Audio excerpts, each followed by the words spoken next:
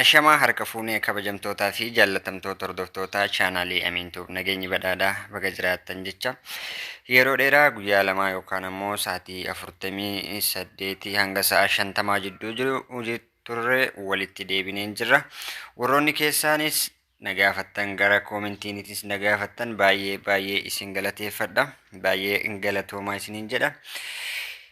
Egaa warroonni chaanaala kiyyaaf haaraa taatan sabiskiraayib gochuu hin dagatinaa. Warroonni maamila koo turtan laayik, sheer, inda koomenti gochuun yaada keessan gama inboksiitiinis naa kennuu akkuma itti fufetti jira akkasuma itti fufaan isiniin jedha. Har'as gaafii baay'ee bareeddu takka namni gama keessootiin na gaafate takkan asirratti wanni hubachuu qabdan anis doktora fayyaa osoo hin taane gaafii isin na gaafattanirraa gaafilee doktoroonni hedduun kaasan jechuudha. Irratti hundaa'uudhaan doktoras koomentii isaanii ilaaluudhaan hangam fudhatama akka qabu ilaaleetiin kan isiniif dhiyeessu ta'a jechuudha.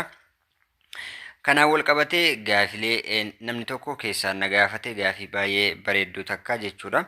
Maal jetti isiinis yeroo wal qunnamtii saalaa raawwannu yookaan ammoo qunnamtii saalaa yeroo raawwadhu qaamni kiyya sababni inni na hollatuuf maalidha jedhe namni tokko naaf kaasee ture jechuudha. Ammas gaafii inni naaf kaase tanaaf deebii baay'ee bareedduu taate qollachuun qaama saalaa kun fayyummaadha moo yookaan ammoo dhibeedha moo rakkoon qabu waan jedhu waliin itti adeemne jechuudha. Hanga xumuraatti na wajjin tura naffeerraa kooti.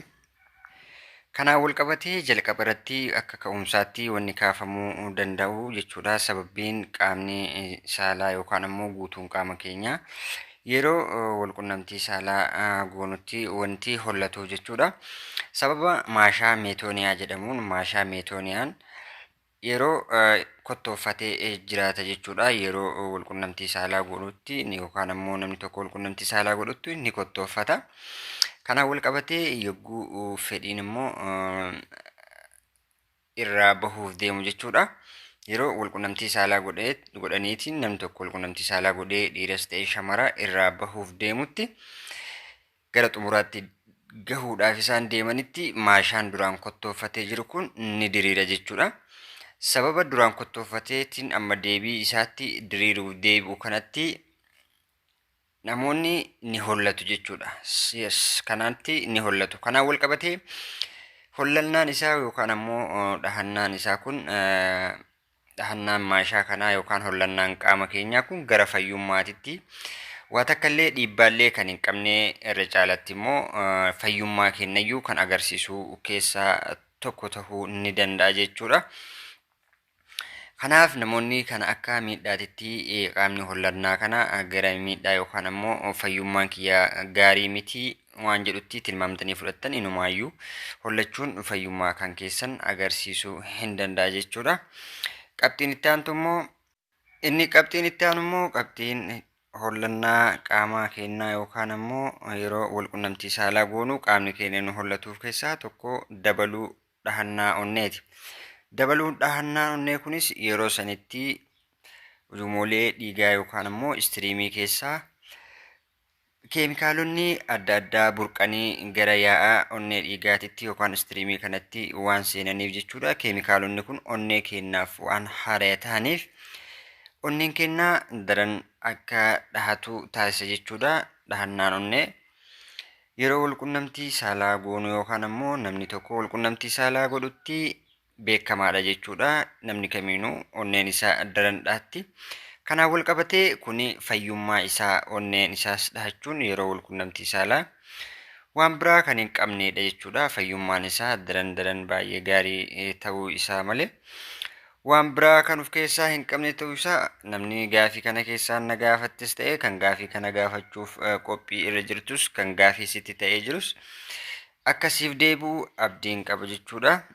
Inni itti aanu immoo sababoota maaliif qaamni keenya kanaan wal qabate jechuudha. Amma duras gaafilee hedduu isinii kaasee ture. Kanaan wal qabatee gaafilee barnoota amma dura dabarsine keessa deebitanii ilaaluu hin dandeessu. Sababoota maaliitiif qaamni kiyya na hooksisa qaama dhiiras ta'e ka shamara gaafiin kunis gaafii keessaan na gaafatame jechuudha. Sababa maaliitiif akka qaamni kun isin si hooksisu yookaan ammoo isin hooksisu waan argirraa waan dubbisirraa akkasuma hubannoo qaburraa isiniin biraan gahuufin deema. Ammas na faana turaa isiniin jedha. Isa kanaan wal qabatee akka jalqabaa irratti sababoolee qaamni saalaa keenyaa yookaan akka shamaras ta'e kan dhiiraa sababni inni hooksisuu danda'uuf inni jalqabaa qaama saalaa keenyaa harkaa xuriitiin qaqqabachuudha jechuudha. Kana jechuun qaama saalaa keenyaa osoo harka keenya hin dhiqatin tariitii yeroo mana fincaanii deemnetti ta'uu mala. Harka keenya balfaa adda addaatiin hojiilee adda addaa fa'aa hojjennee deebineerra yoo ta'e osoo qaama keenya mana fincaaniititti harkaan hin tuqin yookaan ammoo dursinee qaama keenya iyyuu qulqulleeffachuudhaaf jechuudha. Akkuma mana fincaanii seennee fayyadamnee kaaneen qaama harka keenya dursinee dhiqannee achi booda qaama keenya hin tuqnu taanaan yookaan ammoo hin qulqulleeffannu taanaan kanaaf qaamni keenya baakteeriyootaa fi wantoota xixiqqoo ta'aniif baay'ee qaamni keenya kan shamaras ta'e kan dhiiraa hedduu qaamolee kaawwan irraa hedduu lallaafaa waan ta'eef jechuudha. Salphatti baakteeriyoota adda addaatiin hubamuu waan danda'uuf kanaaf dursinee sababni inni guddaan harka keenya qulqullina dhabuun kan kahee qaamni keenya akka hooksisu nu taasisa jechuudha. Inni itti aanu immoo looshinii yookaan ammoo dijantoota adda addaa fakkeenyaaf wanta akka saabunaa shittoo ta'ee looshinoota adda addaa naannoo qaama saalaa keenyatti dibannu kunis gara hooqxootti nu geessuu danda'a. Kana jechuun hin fayyadaminaa jechuu kiyyoo osoo hin taane wantoota qaamni keenya akka urgaa'uun yookaan ammoo wantoota qaama keenya urgeessanii akka nu tursiisan barbaannu keessaa wantoota nu fayyadamnu kun murteessaadha jechuudha. Fakkeenyaaf wanta akka looshinaa yookaan ammoo saamunaas ta'e akkasuma shittoo hin fayyadamna yoo ta'e jidduu kana qaamni keenya nu hooksisuu eegala yookaan ammoo itti jira yoo ta'e jijjiirree ilaaluu qabna jechuudha. Guyyaa hanga taate guyyaa 5-7 wanta fayyadamnu kana wantoota naannoo qaama saalaa keenyaatti fayyadamnu kana ofirraa dhiifneetiin jijjiirama dhufu ilaalla jechuudha. Jijjiiramni ni jira yookaan ammoo taanaaniin baay'ee gaariidha waan san ofirraa dhiisuu dandeessu jechuudha. Jijjiiramni hin jiru taanaan immoo gara mana yaalaa doktora naannoo keessanii dhiyoo jirutti deemtanii ilaallamu gahee guddaa taphata jedha. Akka waliigalaatitti bakka kana wanni isinii kaasuu barbaadu irra caalatti paantii yookaan ammoo qumxaa isin fayyadamtan dhiphoo ta'uun qabu jechuudha. Paantii yookaan ammoo qumxaan keessan bal'aa yoo ta'e qaamni keessan akka qilleensa argatu waan taasisuuf jecha akka argetti jarmoolee adda addaatiin ukkaamamuudhaan wal qabate jiidhinsi adda addaa naannoo sanii tariitii keessaa warra shamarranii achii naannoo sanii madduun wal qabatee qilleensa akka argatu waan taasisuuf jechuudha. Kanaaf qumxaa yookaan ammoo paantii bal'aa ta'e fayyadamuun hedduu takka barbaachisaadha. Egaa kabajamtootaa fi jaallatamtoota hordoftoota Amiintuub chaanaala Amiintuub warroonni chaanaala kiyyaaf haaraa taatan subscribe gochuu hin dagatinaa jedha. Gaafilee isin na gaafattaniif hanga danda'een isin research godhee irra deddeebi'ee dubbisee akkasuma koomentiilee doktoroota hedduu ilaalee kan isiniif kennu ta'a. Ammas na gaafachuun keessan itti hafuufuun isiniin jedha. Egaa qabxiilee baay'ee babbareedduu lamaan kaasne tanarraa akka waa hubattan abdii guddaan qaba. Baay'ee galatoomaa warroonni na wajjin turtan ammas irra deebi'ee warroonni keessaaf alaanis na gaafachaa turtan gara deemes nagaa hanga hin jira. Du'aayin keessan na faana ture hin jira jechuudha. Baay'een isin jaalladha baay'een isin kabaja jechuudha.